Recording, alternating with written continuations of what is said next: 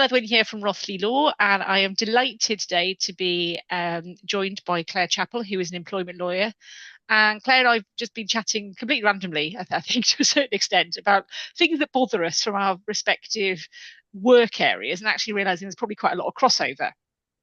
And for those Yeah. who've been listening to us previously and have listened to Daphne Frank's talk about predatory marriage, that was one of the things that Claire and I have been talking about. How you could have somebody ingratiate themselves into your loved one's life.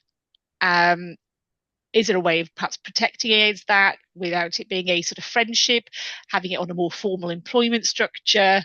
And that's sort of taken us down all sorts of rabbit holes. So we thought we'd just share the love today, really, on all things employment law, care, vulnerability. And Claire, over to you if you want to introduce yourself. Oh, well, thank you very much, Haz. It's lovely to be here. Thank you for asking me to come on the podcast. I'm an employment lawyer. I've been doing this for 25 years this year, so quite a while. I help employers and employees navigate through tricky employment law situations. So, on the employer side, I'd always rather act for a kind employer who wants to do the right thing for their staff, even if difficult decisions have to be made, like you've got to make some redundancies. There are ways of going about that in a kinder way, in my view. On the employee side, I do a lot of work with women in the sort of family friendly space. So if somebody's been treated unfairly by their employer, or they're concerned about how they're being treated because of miscarriage, fertility, IVF, pregnancy, maternity, all of that space, I have a depressingly regular client base who have been through various difficulties at work for having the audacity to want to have a baby. But we're not here to talk about that today. We'll talk about another thing that I see quite a lot, which is helping people to employ or engage a live-in carer for an elderly person who is not ready to go into a home yet, a care home. But what I usually see is the son or daughter of elderly parent who's maybe in the beginning stages of dementia, and they're just beginning to get a little bit worried that mum isn't necessarily eating regularly, that she forgets to take her medication on time, which can then have a massive impact on her condition and the progression of the dementia, as I understand it. It's not something that I know huge amounts about, but I see a lot of concerned children coming and saying, we want to get a live-in carer, where do we go? And from your perspective, I guess they really ought to have an LPA in place to ensure that they've got the ability to look after their parents' health and welfare. I assume that you would say a I definite would yes on absolutely that. would. And I think the power of attorney point's really crucial at this point because if you've got somebody who's losing capacity, then it's that ability to enter into contracts and who is Mm, then the contractual person, because I think or I often talk to people and say, look, if you're signing a contract as an attorney, make it clear you're signing as attorney yeah, rather than in your own name. yes. And small point, big impact. Potentially major impact, yes. Yeah. All employees have to have written contracts of employment that set out certain basic terms, okay, which one of which is the name of the employer. And you want to make sure in this scenario, so son or daughter of older parent wants to make sure that the employee that they are taking on to live in mum or dad's home with them and look after them, you want to make sure that they are contractually obliged to do what you are asking them to do, and that you have a level of control over how they do it, when they do it, and where they do it. So that means entering into an employment relationship, not a sort of casual contract, not a consultancy agreement. It needs, in this scenario, in my view, to be an employment situation because that means that you can exert that control. It means that both parties owe obligations to each other. And that's actually what you want as concerned son or daughter in this scenario. So then that leads on to various other practical considerations for somebody who may well not be an employer in their working life. So they're going to need to get advice both from an employment law perspective about what should the contract say, what are their obligations, and I'll go back a bit more into detail on that front in a sec. But also from an accountancy perspective and a tax perspective, if you're taking on an employee you as the employer have to deduct PAYE, national insurance. You've got to look at pensions auto enrolment. You've got to pay employers NI. There's a lot Hang, to think about. hang on, that's a whole load of bear traps right there. It's not just a There's a case whole load of of bear traps right That's not there. just a case of I've got somebody really friendly in the local village who could come in and help them out a couple of days a week, and gets paid 20 quid an hour to do that. Immediately Yeah, you're saying, hang on, you're coming to yeah, do the job, but actually it's all that bit behind it. That, yeah. that's that's that's This, massive.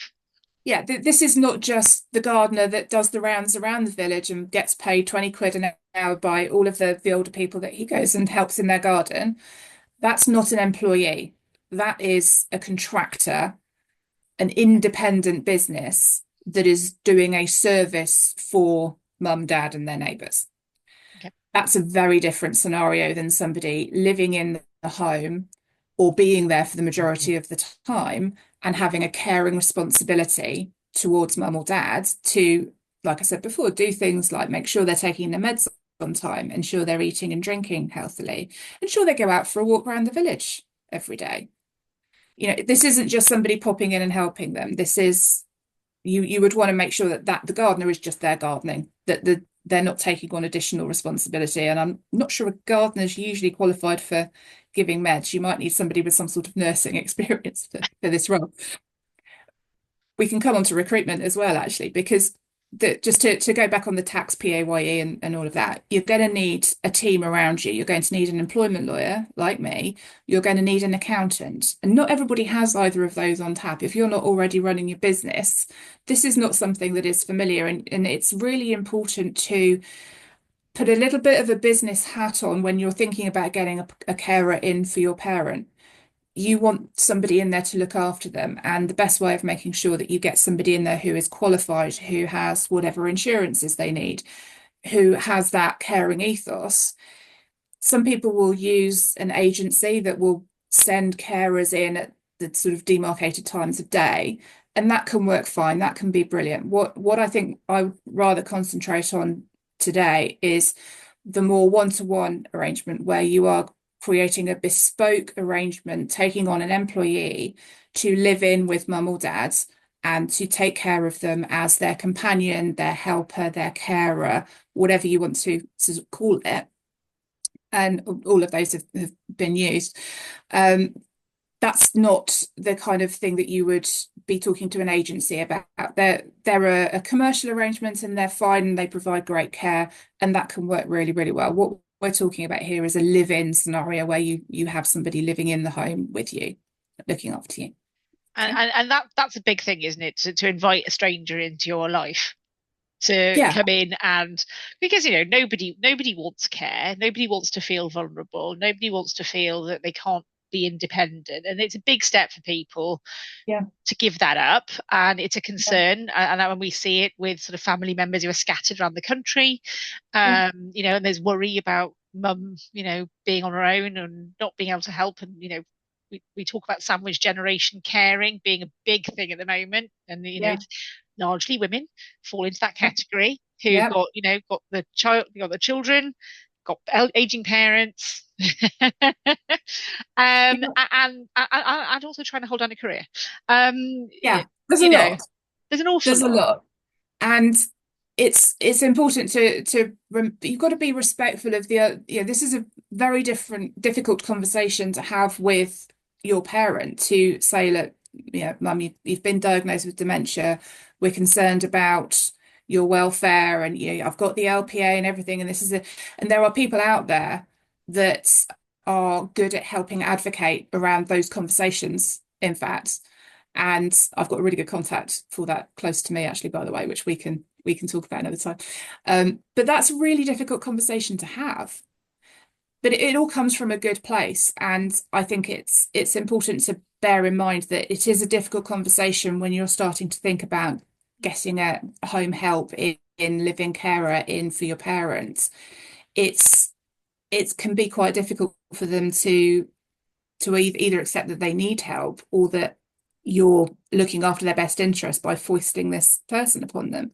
And then the person that you're foisting upon them, you have to be so careful with the person that you're looking to recruit. So that stage of it is really important. The recruitment stage, you've got to look at things like qualifications. You've got to look at what their experiences are. You need to get references. You need to speak to their previous employers. From just a personal sort of domestic employee side of it, because having acted for high net worth individuals who've got domestic staff as well as sort of office commercial staff, very different issues arise in a domestic employment situation. There are very different concerns at play. Okay. There is an extremely high requirement for a really high level of trust and confidence between employer and employee. So in this scenario, the elderly parent who is by definition vulnerable and the person who we're putting into to live in their home, there is a lot to think about. And that's before you get to the employment law and the accountancy and the tax side of it. Yeah, You've got the and as personal you've stuff. touched on recruitment. Okay, so okay, we've had the difficult conversation. We've accepted that a live-in carer, help, housekeeper, whatever the right title is to get it over the line, Yeah, yeah, is the right answer. And as you say, we hear all the news, don't we? Nobody wants 4 visits a day of 15 minutes. That's not enough for anybody. yeah. So actually, From four different people, that's no continuity. yeah, That and yeah, over an entire sort of course of a week, you could have entirely different people for that. So there is that move towards actually I would like consistency and I would like that. Um, so you've said, okay, we've come to a conclusion. It is feasible for us. It's the right decision. It's the practical decision for us as a family. We're going to have this, and we're not necessarily going to go through a care company. We're going to do it ourselves because we've met somebody. We think they'll be when mum and they get on and be fantastic. As you say, where do you start? I mean, you've kind of notionally done the recruitment. yeah. That's only the beginning, isn't it? It is. And I'm going to kind of skip over the recruitment process because I think that's very specific and it'll depend on if you know somebody or someone's been recommended to you or if you're going in cold, whether you want to use a recruitment agency for this. So we're going to skip over that. Um, the then what next with the employment bill coming in at some point, we're looking at unfair dismissal rights from day one coming in at some point in the next couple of years. So what does that mean? Well, it will be unfair to dismiss somebody from the very start of their employment, barring some form of statutory probation period, which is not entirely clear yet. If somebody is no good at their job, it would always be okay to dismiss them. Whether it's fair or not, whether it's discriminatory or not, is going to be another whole conversation. But you can always, it's not like you're not going to be able to dismiss somebody. If there are any concerns about how this person is performing and the care that they're giving, we're going to have a chat and we're going to be able to dismiss them. And what we do and how we go about doing that is another conversation that I'm not going to dig into now. But because of that, and because of all of those employment obligations and the rights that employees gain, it's really important to be secure and as you can be in the person that you're taking on. So let's jump over that bit and sort of onto the next stage, which I suppose is making sure you've got your contract of employment in place. Yeah. And that has to be compliant. It has to say various things like who's the employer, who's the employee, what are the employee's duties, what are their hours of work, what is their rate of pay. I'm going to go down a little bit of a national minimum wage and working time rabbit hole here, and Please bear with do. me. Not many people actually say, yes, please give me working time information. So you have been warned. Everybody who is an employee is entitled to be paid at least national minimum wage for each hour that they work. What is working time, I hear you ask? You can tell me, aren't you? There's a lot of case law, and people may have heard of a MenCap case a while ago where there was a residential care home worker. Were they working while they were asleep? Were they on call? Was that working time? If it was working time, you're entitled to be paid for it at least national minimum wage. So if you've got a live-in carer who is living in 24 hours a day, 7 days a week, if all of that time is working time, they're entitled to be paid at least national minimum wage for every one of those 24 hours a day, 7 days a week. Bringing that back to what the contract needs to say, I would be having a conversation and establishing what hours does this person need to work? What hours do they need to be available? Do they need to be regarded as on call overnight? If mum gets up in the night to go to the loo and has a fall, do we need to be on call for that kind of a situation? From there, we then get into me advising about working time and minimum wage issues, and then are you going to be offering to pay them enough to cover you for responsibility to pay at least the national minimum wage for every hour that this person is working or for which they are on working time. And I have had situations where someone's already been there and then they've come to me for an employment contract once the person's already been working for a while for various reasons. And you then start unraveling what they're actually being asked to do. And I start getting a bit twitchy about the minimum wage side of things. Are they being paid quite enough to be compliant with the national minimum wage rules? So that is a really important thing to look into. It also is worth exploring at an early stage because you've obviously got the PAYE, national insurance, pension contributions. Employers' national insurance and employers' pension contributions are going to be additional costs to you as the employer on top of the basic salary. So you need to work out, even if it's just back of an envelope figures, you need to work out what your cost is going to be if you offer this salary.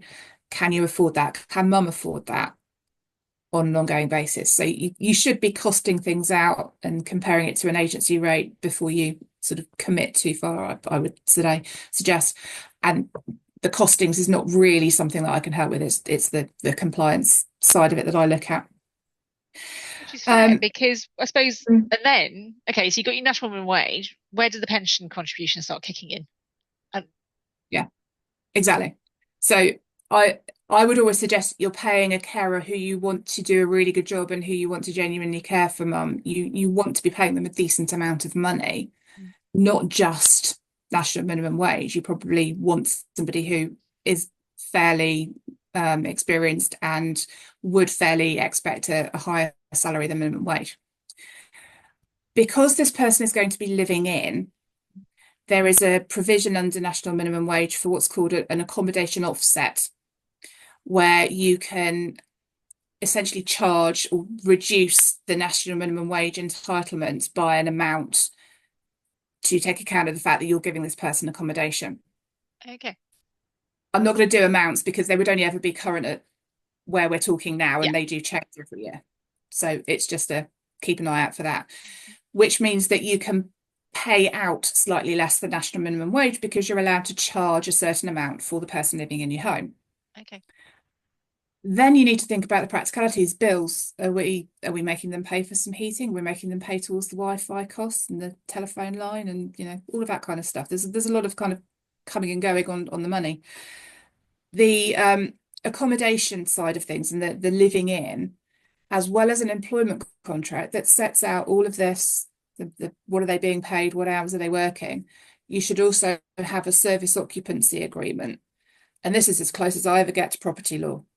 So this this is going to be a very high level property rights comment. You do not want a living carer to become a tenant and get any actual rights to stay in the property. You want to be very clear that this is somebody who needs to live in mum or dad's home in order to better do their job, because it's essential for them to live there in order to be a live-in carer. But as and when that employment ends, whether it's because mum or dad goes into a home, whether it's because they pass away, that employment is going to end at some point, if the carer might resign. You want to be able to require them to move out. You might yes, give them some notice at the end of the day to move out. You might make it the same notice of termination of employment.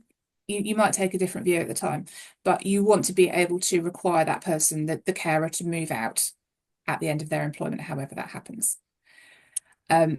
Because coming back to the predatory marriage scenario, if we said that that was a carer and you had no rights to get that person out of the home. They've lived there for several years.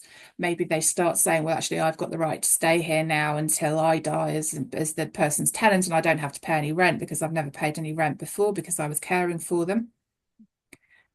You start to see how that can become problematic. So we want that service occupancy agreement in place. This is one of those scenarios where all the boring legal documentation really is quite essential to get lined up at the start, in Yes. my view. It really is, isn't it? Because thinking, well, because it's a distress purchase anyway. With the best will in the world, caring Yeah, is a distress purchase, and you often see that it sort of creeps up on people.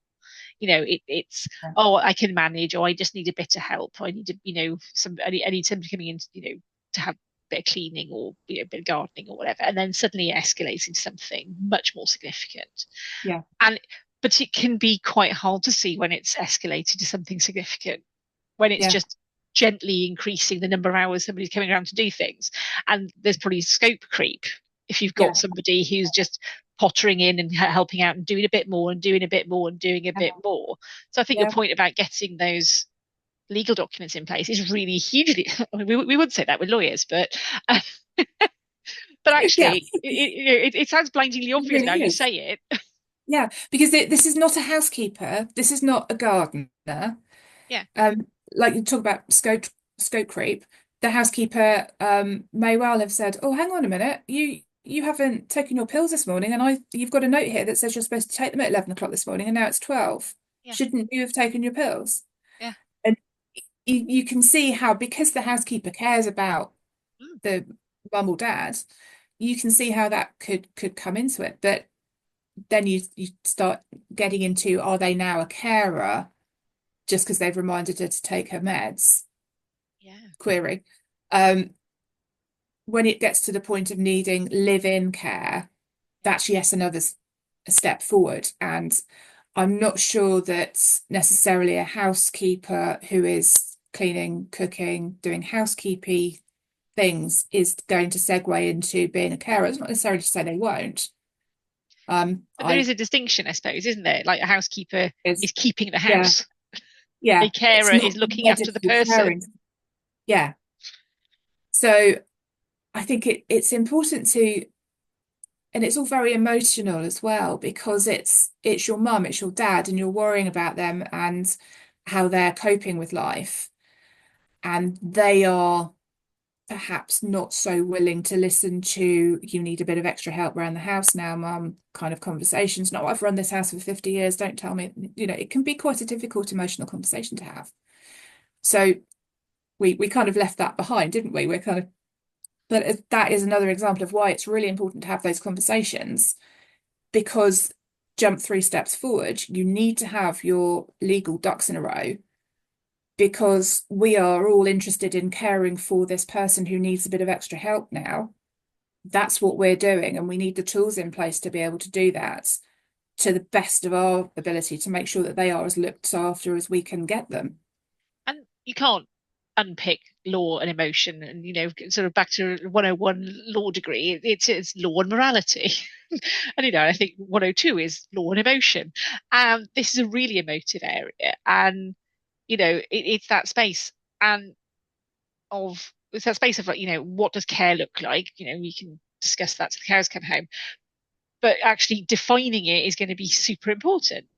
And I'm really interested because one of the things I think about sort of being a non-official carer, if you're a family member who's a carer on top of everything else, is when do you get a break? You don't. So the expectation is by having somebody in, that gives everybody a break. But if you're living in 24/7 and you're paid to live in 24/7 and you've got a nicely clearly You're an defined employee, role, yeah, and what you're does entitled to the paid time off. yeah what Well, what sort of Q. time off? Well, you're an employee. You're entitled to working time regulations again. You're Okay, entitled to your 5.6 weeks a year paid annual leave. okay, So perfect queuing onto the next bit of the employment contracts conversation, by the way. Thank you for that. you're welcome. Um, it's what else you have to think about is not just how much you're paying, but what are you going to do while the person is on their paid annual leave that they're entitled to, that they're still being paid for while they're working, while they're on annual leave, sorry.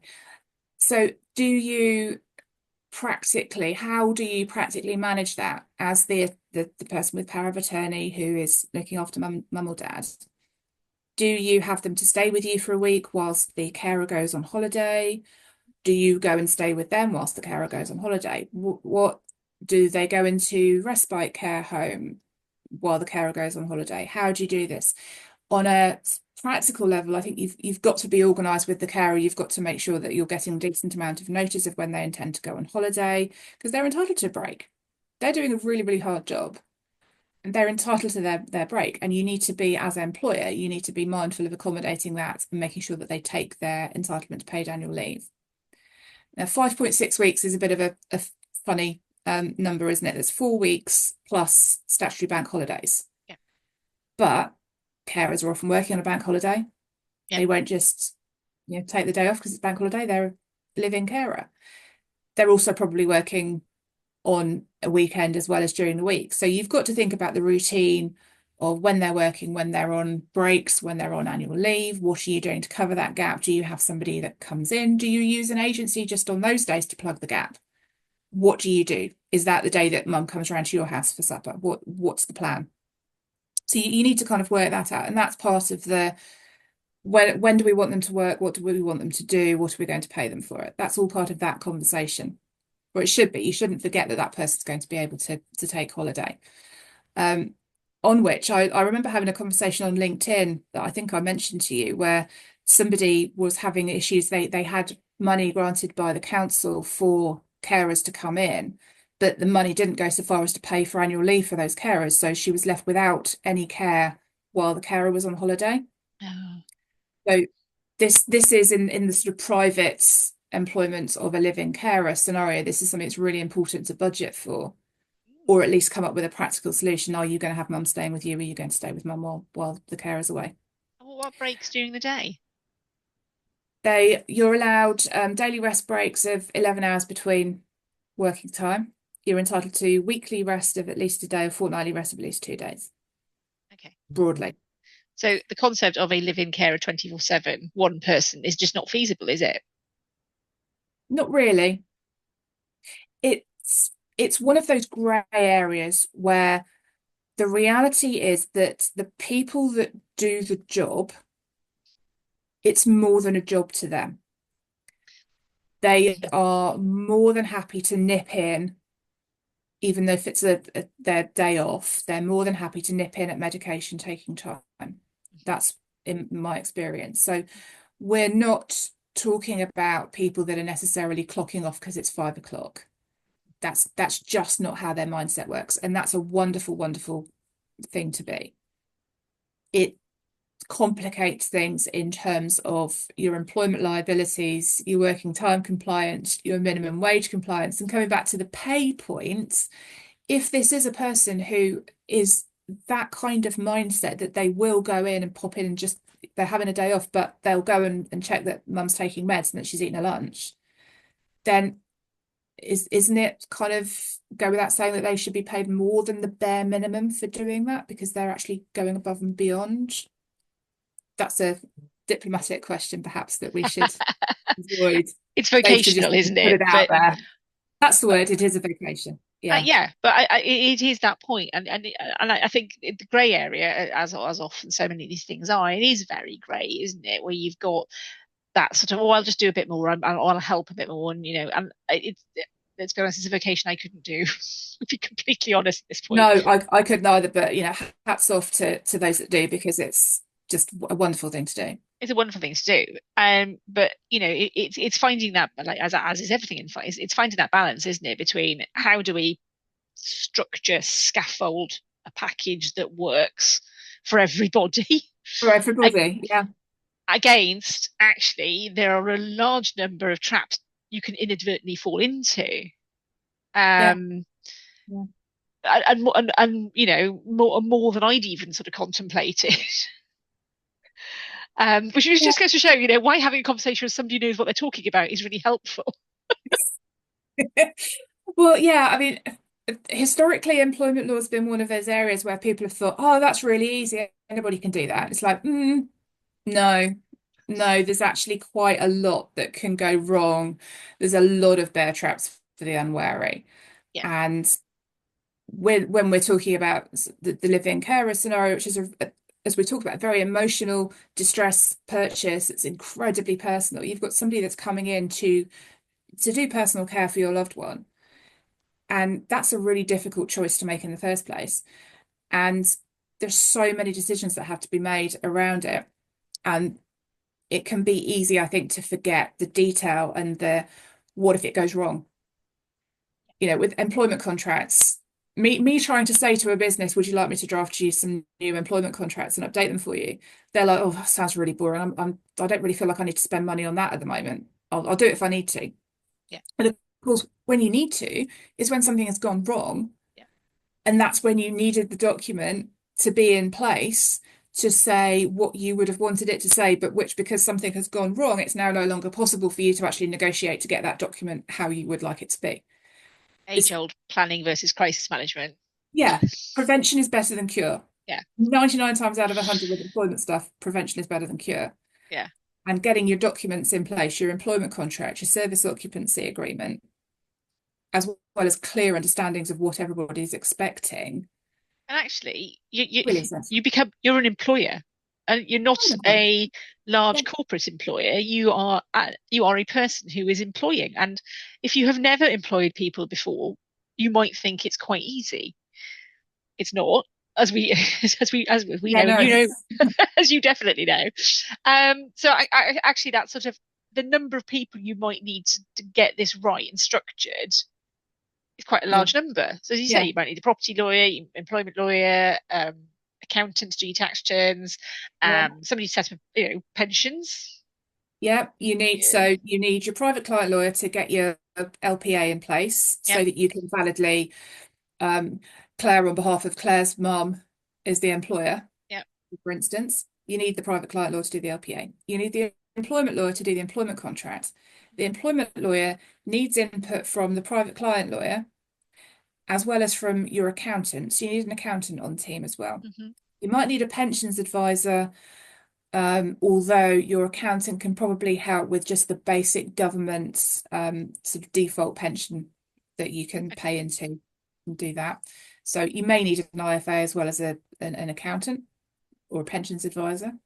So what's that? That's you, the as the let's assume son or daughter of elderly parent who needs the care. Yeah. You and your team is your private client lawyer who's done your LPA or who's done your mum's LPA.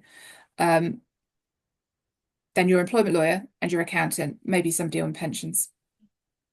That's 5 of you, Yeah. plus the carer, plus if you use a recruitment agency to recruit a carer, Yeah.